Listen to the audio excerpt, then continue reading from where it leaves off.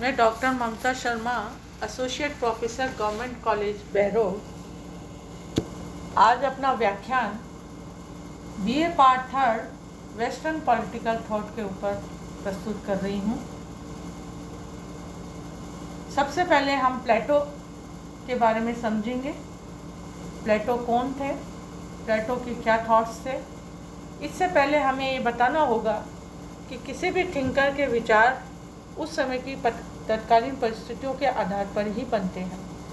इसे सबसे पहले हम प्लेटो का परिचय देखें। प्लेटो का जन्म 428 ईस्वी पूर्व प्राचीन यूनान के एथेंस नामक नगर राज्य में हुआ था। उसका वास्तविक नाम अरिस्टोक्लिस था, किंतु उसे प्रसिद्धि प्लेटो के रूप में ही प्राप्त हुई, जो उसका उपनाम मात्र था। प्लेटो तत्कालीन यूनान के कुलीन वर्ग से संबंधित था।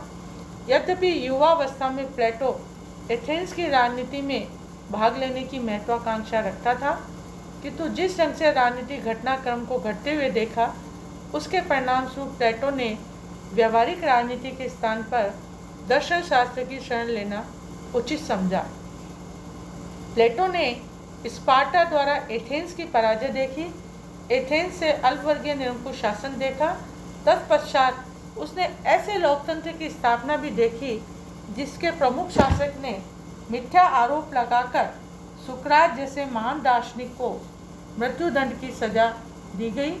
इस दुर्घटना ने प्लेटो के हृदय में व्यवहारिक राजनीति के प्रति वैराग्य की भावना पैदा कर दी और वह अपने गुरु सुकरात की दार्शनिक चिंतन परंपरा का अनुसरण करते हुए इस निष्कर्ष पर पहुंचा कि राजनीतिक जीवन में कष्टों का अंत तब तक नहीं हो सकता जब तक कि राज्य के शासक दार्शनिक नहीं बन जाए अथवा दार्शनिकों को ही शासक नहीं बना दिया जाए। अपने उपयुक्त विचार के समर्थन में प्लेटो ने कई ग्रंथों की स्थापना की। The Republic, the Statesman, the Laws, Crito, Apology and Protagoras. सबसे पहले रिपब्लिक में उसने अपने विचारों के प्रसार, दार्शनिक शासक के प्रशिक्षण तथा सत्य की खोज के लिए उसने एक अकादमी की स्थापना की, किंतु इसमें वह असफल रहा। तत्पश्चात प्लेटो ने दार्शनिक शासक की अवधारणा को त्याग दिया और उसके स्थान पर एक ऐसे आदर्श राज्य की धारणा स्वीकार की जो सार्वजनिक हित के लिए राजनीति की कला का प्रयोग करने में समर्थ हो। इस उद्देश्य से उसने द स्टेट्समैन नामक ग्रंथ लिखा, किंतु कुछ समय बाद उसने ये अनुभव किया कि वास्तविक जीवन में ऐसे आदर्श शासक का मिलना भी असंभव है। तब प्लेटो ने द लॉज नामक ग्रंथ की रचना की। इसके अंतर्गत कानून को सर्वोच्च शासक माना। इस प्रकार प्लेटो ने लॉज में राजनीति एवं शासन के क्षेत्र में दर्शन को व्यावहारिक रूप देने की चेष्टा की। इन ग्रंथों के तत्पश्चात हम प्लेटो के न्याय सिद्धांत, प्लेटोनिक थ्योरी ऑफ जस्टिस पे बात करेंगे। प्लेटो के न्याय सिद्धांत को समझने से पहले उस समय के समकालीन न्याय सिद्धांतों के बारे में प्लेटो ने उनकी समीक्षा की, उनके बारे में बताया। उससे पूर्व जो सिद्धांत प्रचलित थे उसमें number 1 traditional views of justice अर्थात परंपरागत न्याय सिद्धांत। परंपरागत न्याय सिद्धांत का प्रतिपादन सिफालस और उसके पुत्र पालीमार्कस द्वारा किया गया। सिफालस का यह मानना है सत्य बोलना और दूसरों के ऋण को चुका देना ही न्याय है। इसी प्रकार पालीमार्कस बताता है कि न्याय एक कला है, अर्थात मित्र के प्रति भलाई और शत्रु के प्रति घृणित व्यवहार किया जाना ही न्याय है। लेकिन प्लेटो ने इस सिद्धांत की निम्नलिखित रूप में समीक्षा की है। प्लेटो का सिफालस के मत की समीक्षा का प्रस्तुत करते हुए उन्होंने बताया कि कुछ परिस्थितियों में सत्य बोलना अथवा ऋण लौटाना दोनों ही अन्याय हो सकते हैं, अतः इन दोनों कार्यों को हम सदैव ही न्याय नहीं कह सकते।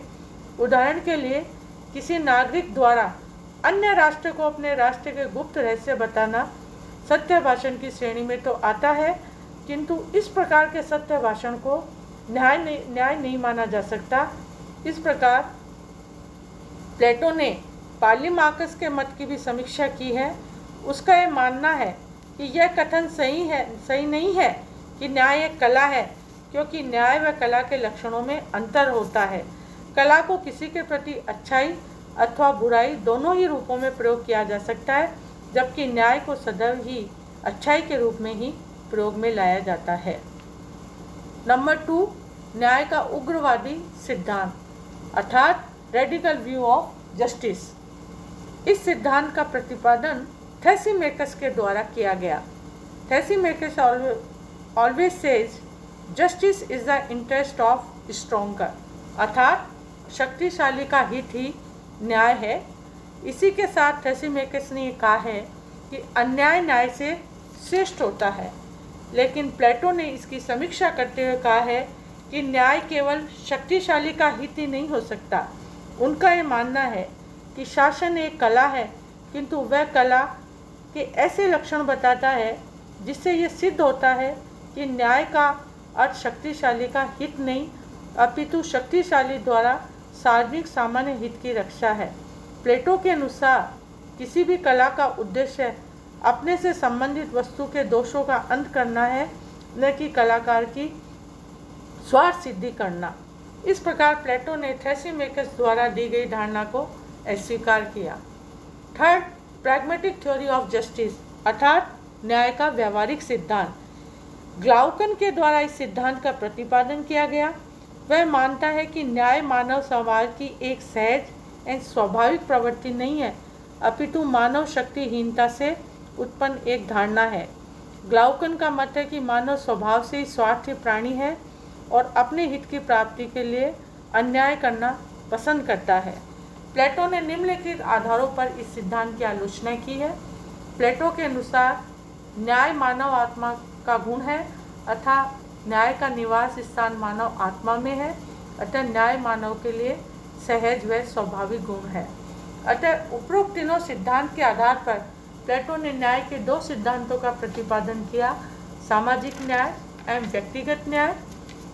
सामाजिक न्याय के अंतर्गत प्लेटो का ये मानना है कि सभी प्रकार के राज्यों में सामाजिक न्याय पाया जाता है, किंतु इन विभिन्न राज्यों में सामाजिक न्याय की मात्रा विभिन्न हो सकती है। जिस राज्य में सामाजिक न्याय जितना अधिक पाया जाएगा, वह राज्य उतनी ही मात्रा में अधिक अच्छा राज्य होगा। इसी आधार को इन्होंने व्यक्तिगत न्याय पर्सनल जस्टिस के अंतर्गत बताया है कि उनका ये मानना है कि एक मानव में एपेटाइट, स्पिरिट और रीजन इन तीनों का समन्वय होता है और इन तीनों के आधार पर ही वह अपनी मानव आत्मा को समझता है और इस स्थिति में आत्मा के तीनों तत्व अपना अपना कार्य करते हैं। इस आधार पर प्लेटो ने 3 सिद्धांतों का 2 सिद्धांतों के आधार पर अपनी बातों को बताया है। इसी के साथ प्लेटो ने अपनी कुछ विशेषताओं को उसके अंतर्गत बताया है कि एक न्याय सिद्धांत में एक न्याय करने के अंदर किन किन बातों का होना चाहिए, जिसके अंतर्गत उन्होंने अपने फर्स्ट फीचर में बताया है कि अपनी प्रकृति से न्याय का सिद्धांत नैतिक सिद्धांत है। फोस्टर का कहना है, प्लेटो के लिए न्याय का अर्थ वह है जिसे हम नैतिकता कहते हैं, अर्थात वर्तमान काल में न्याय को एक कानूनी अवधारणा के रूप में स्वीकारा जाता है, किंतु प्लेटो ने न्याय को एक नैतिक अवधारणा के रूप में स्वीकारा है। नंबर 2, न्याय को आंतरिक एवं समन्वयकारी तत्व कहा गया है। इस संबंध में प्लेटो का ये मानना है कि न्याय को मानव आत्मा का आंतरिक तत्व मानते हैं, जो आत्मा के तीनों तत्वों में उचित समन्वय स्थापित करता है। अतः राज्य मानव आत्मा का ही बड़ा रूप है और यह भी न्याय का एक आंतरिक तत्व है जो राज्य के तीनों वर्गों के बीच समन्वय स्थापित करता है। नंबर 3, न्याय एवं आदर्श राज्य में घनिष्ठ संबंध। इस संबंध में वेपर ने कहा है कि उचित नेतृत्व, उचित सुरक्षा तथा उचित पोषण ही आदर्श राज्य के अपरिहार्य तत्व है। अतः प्लेटो के अनुसार एक आदर्श राज्य व्यवस्था की स्थापना के लिए न्याय परम आवश्यक है और उसके अंतर्गत इन तत्वों का होना आवश्यक है। नंबर 4, समष्टिवादी सिद्धांत। प्लेटो का न्याय सिद्धांत व्यक्ति के स्थान पर समाज के महत्व को स्थापित करता है, अतः इसे अपनी प्रकृति से समष्टिवादी सिद्धांत कहा जाता है। इस स्थिति में व्यक्ति साधन बन जाता है और राज्य साध्य। नंबर 5, दार्शनिक शासक वर्ग का केंद्रीय स्थान।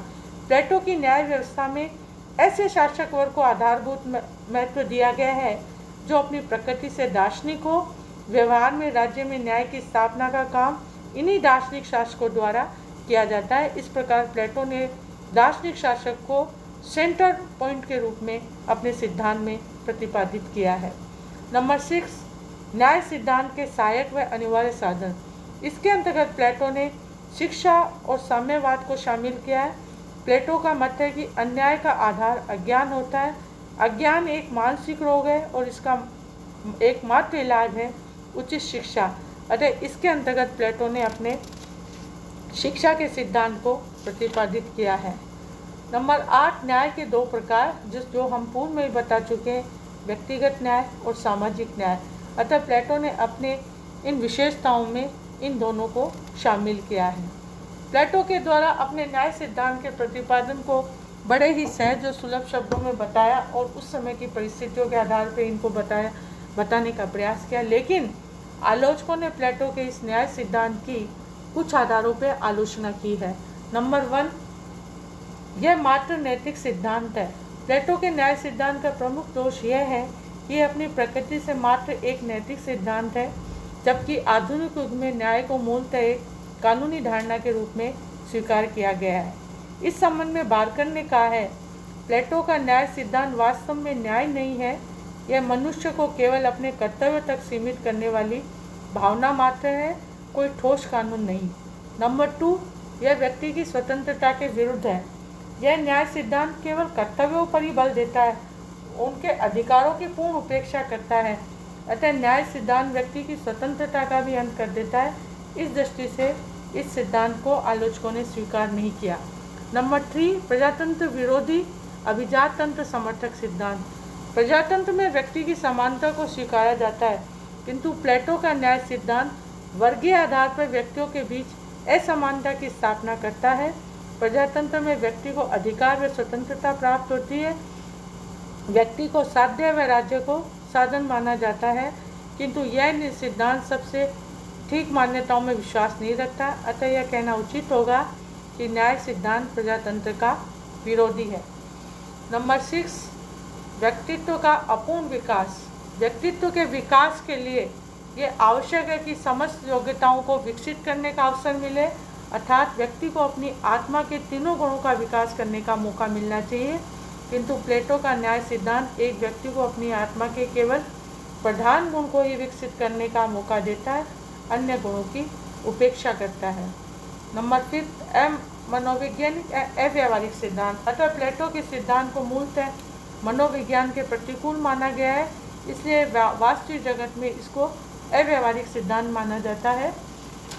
नंबर 6, विरोधाभासी सिद्धांत। प्लेटो के न्याय सिद्धांत में आधारभूत विरोधाभास है। नंबर 1, प्लेटो ने अपने सिद्धांत में राज्य के पूर्ण एकता की स्थापना करता है, किंतु आलोचकों का मत है कि इस सिद्धांत में निहित दोषों के कारण यह राज्य की एकता को ही नष्ट करता है और इस सिद्धांत द्वारा स्थापित तीनों वर्गों के हित परस्पर विरोधी हैं। इस स्थिति में हितों की दृष्टि से एक राज्य में 3 राज्य अर्थात राज्य की एकता को खतरा उत्पन्न हो जाएगा। नंबर 7, दार्शनिक वर्ग सत्ता का दुरुपयोग कर सकता है।